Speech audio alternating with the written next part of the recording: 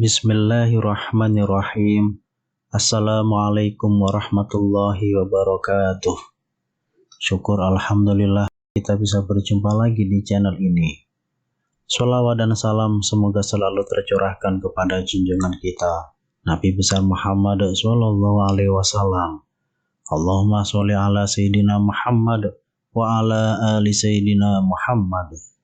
Harapan dan doa saya untuk saudaraku semua yang menonton video ini, semoga saudaraku semua selalu diberikan kesehatan oleh Allah, dimudahkan segala urusannya, dilapangkan rezekinya, diampuni segala dosanya. Amin ya rabbal alamin. Sahabat beriman yang dirahmati Allah, kebahagiaan yang paling diimpikan oleh manusia adalah di saat dicintai oleh penciptanya. Berbagai macam cara dan upaya akan kita lakukan supaya bisa mendapatkan ridho dari Allah Subhanahu wa Ta'ala. Baik itu dalam bentuk ibadah, aktivitas, bahkan di saat hendak tidur pun kita selalu ingin mencari ridho Allah Subhanahu wa Ta'ala. Hal tersebut kita lakukan semata-mata untuk bisa mendapatkan perhatian dari Sang Kholik, yaitu Allah Subhanahu wa Ta'ala. Karena keutamaan ketika kita dicintai Allah Subhanahu wa Ta'ala, insya Allah kita akan mendapat kenikmatan di dunia, terlebih lagi kenikmatan di akhirat. Rasulullah Shallallahu Alaihi Wasallam pernah bersabda, apabila Allah mencintai seorang hamba, maka Dia menyuruh Jibril, sesungguhnya Allah mencintai fulan, maka cintailah ia. Maka Jibril pun mencintainya. Lalu Jibril menyeru penduduk langit, sesungguhnya Allah mencintai si fulan, maka cintailah ia. Maka penduduk langit pun mencintainya. Setelah itu kecintaannya diteruskan kepada penduduk di bumi. Hadis riwayat Bukhari. Lalu apa ciri-cirinya kalau kita disayang Allah? Yang pertama adalah dibukanya pintu amal soleh sebelum kematian. Rasulullah Shallallahu Alaihi Wasallam pernah bersabda, apabila Allah menginginkan kebaikan kepada seorang hamba, Allah akan jadikan ia beramal. Dikatakan, apakah dijadikan beramal itu? Beliau bersabda, Allah bukakan untuknya amalan soleh sebelum meninggalnya, sehingga orang-orang yang berada di sekitarnya ridho kepadanya. Hadis riwayat Ahmad dan Al-Hakim. Dari hadis tersebut sudah jelas dikatakan bahwa jika Allah menghendaki kebaikan kepada hambanya, maka Allah akan menjadikan hamba tersebut beramal soleh sebelum wafatnya dan menjadikan hamba tersebut senantiasa bertaubat kepada Allah Subhanahu wa Ta'ala atas segala kesalahannya dalam setiap nafasnya. Sehingga ketika hamba yang dikehendaki Allah tersebut meninggal dunia, maka ia meninggal dalam keadaan husnul khotimah dan diampuni segala dosa-dosanya yang dikerjakan semasa hidupnya di dunia ini. Maka sungguh sangatlah beruntung seorang hamba yang dicintai Allah Subhanahu wa Ta'ala tersebut. Yang kedua, dipercepat sanksinya di dunia. Rasulullah Shallallahu Alaihi Wasallam pernah bersabda, apabila Allah menginginkan kebaikan kepada hambanya, Allah akan segerakan sanksi untuknya di dunia. Dan apabila Allah menginginkan keburukan kepada hambanya, Allah akan membiarkan dosanya di dunia, sampai Allah membalasnya di hari kiamat. Meski salah satu tanda seseorang yang dicintai Allah SWT adalah dipercepat sanksinya di dunia, akan tetapi kita tidak dianjurkan untuk meminta kepada Allah agar dipercepat sanksi kita di dunia, karena belum tentu kita akan sanggup untuk menghadapinya. Ada kisah menarik yang mungkin bisa menjadi pelajaran untuk kita semua. Dikisahkan dari Anas radhiyallahu anhu, Rasulullah Shallallahu Alaihi Wasallam pernah menjenguk seorang laki-laki Muslim yang sedang sakit parah, sampai kurus dan lemah, seperti seekor burung kecil.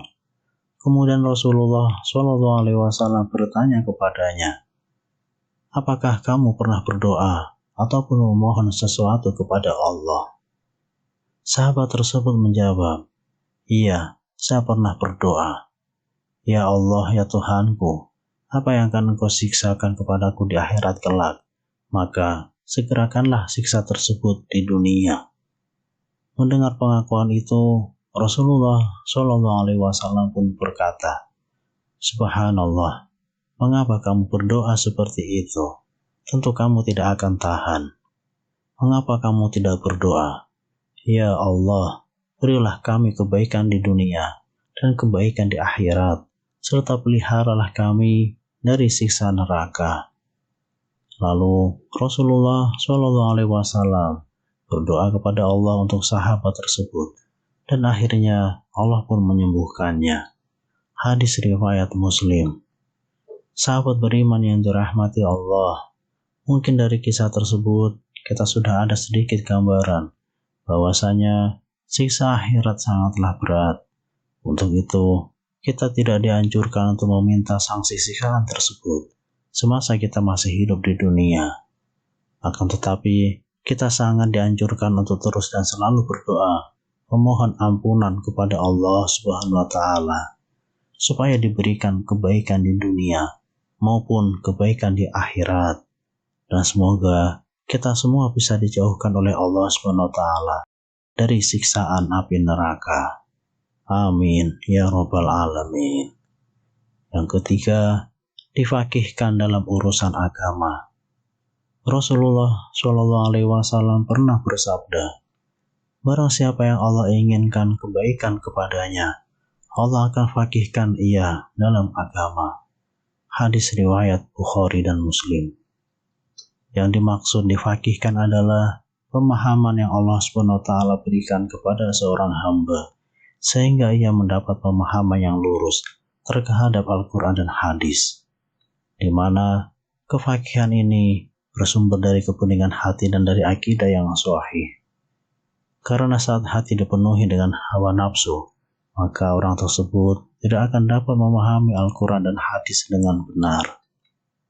Yang keempat, diberikan ujian. Rasulullah Shallallahu Alaihi Wasallam pernah bersabda, "Barang siapa yang Allah inginkan kebaikan, Allah akan memberinya musibah." Hadis riwayat Bukhari dan Ahmad. Sahabat beriman yang dirahmati Allah, musibah tidak selalu berkaitan dengan azab Allah yang ditimpakan kepada kita.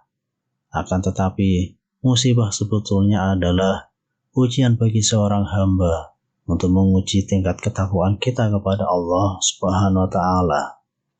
Rasulullah Shallallahu Alaihi Wasallam pernah bersabda, "Setiap cobaan yang dihadapi umatnya itu untuk menggugurkan dosa dan mengangkat derajatnya." Begitu juga dalam Al-Quran surah At-Taghabun ayat 11, Allah Subhanahu wa Ta'ala berfirman, "Tidak ada suatu musibah pun yang menimpa seseorang kecuali dengan izin Allah. Dan barang siapa yang beriman kepada Allah, niscaya dia akan memberi petunjuk kepada hatinya. Dan Allah Maha mengetahui segala sesuatu." Dalam ayat tersebut, sudah jelas dikatakan bahwa semua ujian datangnya dari Allah SWT. Dan bagi siapapun yang berserah diri ketika mendapat ujian dari Allah, maka Allah akan memberikan petunjuk kepada hati orang yang sedang diuji, supaya mendapatkan kebaikan dari suatu ujian tersebut. Untuk itu, di saat sedang diuji dengan pangkat atau jabatan, berendah hatilah atau tawadu, supaya kita terhindar dari kesombongan. Apabila kita sedang diuji dengan rezeki atau harta kekayaan, hendaknya kita semakin rajin untuk bersedekah dan membantu orang-orang yang sedang kesusahan. Dan apabila kita sedang diuji dengan umur panjang, maka hendaknya kita gunakan sisa umur tersebut untuk selalu berbuat kebaikan, memperbaiki amal perbuatan, dan terus memohon ampunan kepada Allah Subhanahu wa Ta'ala. Insya Allah, dengan cara seperti itu, kita bisa menjadi manusia yang dicintai Allah Subhanahu wa Ta'ala. Amin. Yang kelima, diberikan kesabaran. Dalam hal ini pun Rasulullah SAW pernah bersabda, "Tidaklah seseorang diberikan dengan sesuatu yang lebih baik dan lebih luas dari kesabaran." Hadis riwayat Bukhari dan Muslim. Seperti yang kita tahu, kesabaran dalam keimanan bagaikan kepala dengan badan, yang artinya keduanya saling melengkapi. Begitu juga dengan iman seseorang. Iman tak akan hidup dalam diri kita kalau tanpa dibarengi dengan kesabaran. Dan untuk bisa menjalankan perintah Allah dan menjauhi setiap larangannya, iman dan kesabaran sangatlah diperlukan, karena iblis dan bala tentaranya tak akan pernah diam untuk menyesatkan manusia dari jalan Allah. Untuk itu, mari kita semua berdoa, semoga bisa menjadi salah satu di antara hamba-hamba yang dicintai oleh Allah Subhanahu wa Ta'ala. Amin ya Rabbal Alamin. Wallahu a'lam bishawab. Wassalamualaikum warahmatullahi wabarakatuh.